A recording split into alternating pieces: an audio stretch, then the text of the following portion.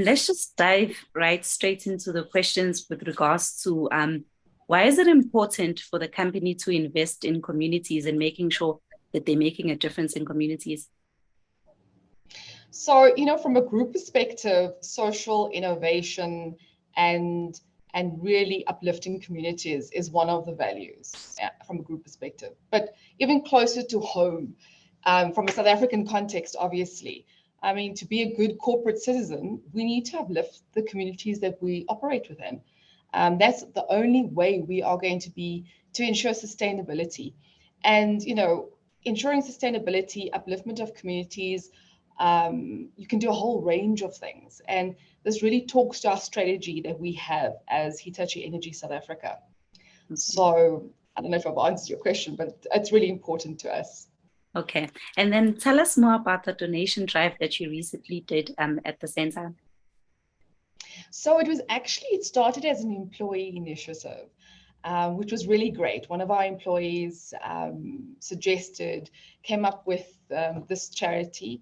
And of course, we internally, as part of our CSI or corporate social investment strategy, we have a two-pronged approach, one or even three-pronged approach. One of it is very systematic and strategic, as in we have structured program. Part of it is then an ad hoc program where, if we see a charity that's in need, we can just donate to it. And then part of it is an employee initiative and employee-led initiative. So it started as an employee-led initiative. In fact, in my finance department, it was one of our AR analysts who suggested that we collect some actually goods for the babies of this home. And so we did that. And when we actually so this was all employee donations, we actually then visited it. The country managing director and myself and a few of the team visited the home. And, they made such an impression on us. I mean, the work that they do, the people they're really angels on earth, I must say. And it really touched us so much that we felt that this does fit into the strategy that we currently have as Hitachi Energy South Africa. So then from a corporate perspective, we made a donation to them as well. Okay. Just so that they can, just obviously to assist them. Okay. And then you speaking about a CSI strategy, would you like to share with our viewers some of the key points that the CSI strategy touches? Yes, so we have, as I said, three-pronged approach. The one is a structured program, and because we're an energy company, really, the structured program is enabling communities in the STEM, so science, technology, engineering, and mathematics areas. So we make sure that we assist there. That's a structured program. And right now, I mean, we've been in operation for about 3 years. We've come from another company and we're set up here in South Africa. So we're still, we've actually made significant donations thus far in different areas of the STEM sector. So that's the structured program. And we run this every year. The ad hoc program is where we look for, it is based on, like I explained with El-Shammah, based on a need at the time. So during COVID, we went looking for businesses and communities that really needed assistance during the COVID time. And of course, as you can imagine, there were so many. And so one of the communities we helped was one near us, where we situated, Alexandra. We gave some, in the form of donations at the time, because we couldn't actually go there. We helped, with the food programming. We also helped with a program which helps young boys and men, because we were also looking at the gender-based violence theme. And so we had the COVID theme where we helped communities, just with food and so forth. And then we had a gender-based violence theme where we also helped, a charity who assists boys and young men and fathers in counseling and trauma counseling, and just helping them being good men in their society. So those are, I don't know if that explains it adequately, but those are the things that we do.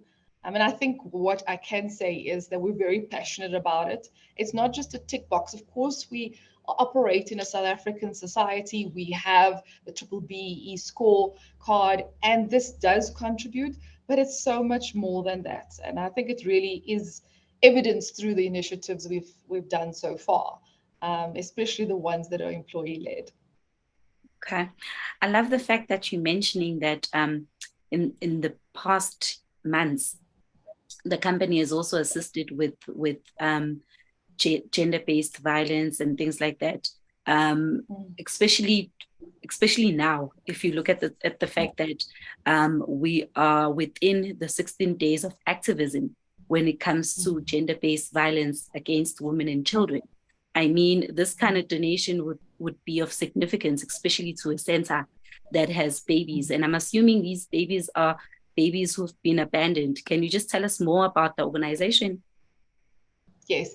So yes, the babies are, some of them are abandoned. So it's a shelter. It's a home for either babies who have been abandoned or babies who are now sort of in foster care. So their moms maybe need some rehabilitation in some form, and the moms actually leave the babies there whilst they're going for rehab and the such, or maybe just trying to uplift themselves, finding new jobs and so forth. So this is really a safe place to leave their children. And then, of course, there's also a portion of where the babies are abandoned. You know, they're left in a hole in the wall, you know, like you can say.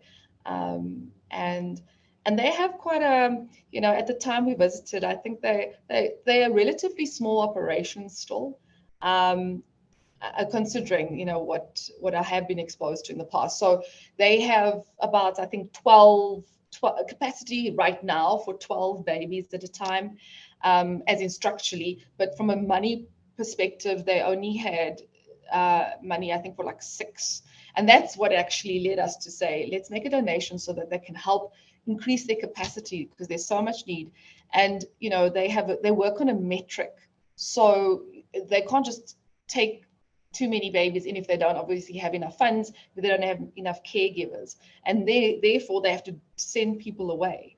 And especially after COVID, you know, I'm sure we've all lived that, you know, people have lost their jobs, people have become more disenfranchised than normal, and so there are more abandoned children, and they had to actually send some people away to other charities, and so therefore now this donation will help them increase their capacity as well, and so they'll be able to, you know, spread the love a little further, Okay, which is especially great.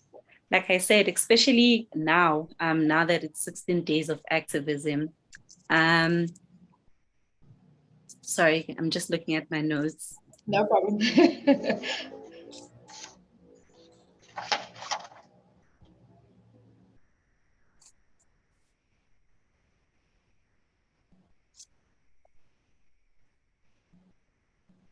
Can you kindly share some of the CSI programs or initiatives that we can look forward to in terms of 2023, or are they still in discussion? So they are still in discussion. What we do is we run almost a calendar year, and this is the time where we will now go back into revisiting, sort of debriefing, so the donations and the contributions that we've made during the year, and then we strategize to go for the next year. But of course, we continue to do that, and I think we would obviously increase it.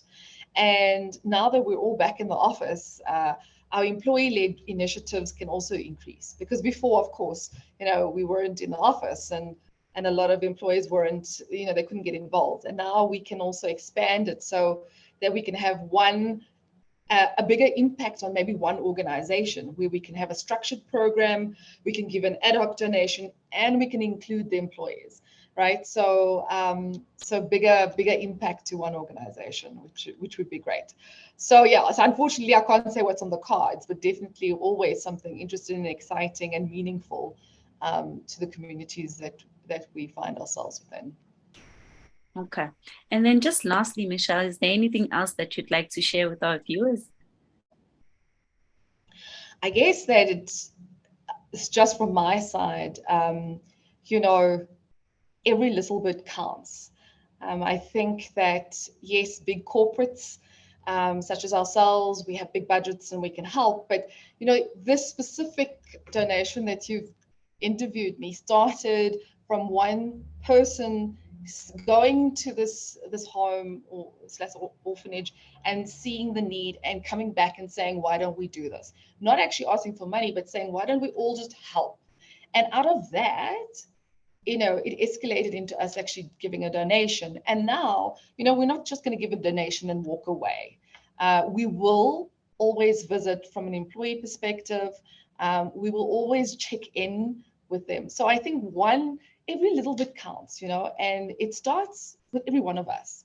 I think that's a very important lesson. Don't wait for the big corporates to do something. Do something yourself right now.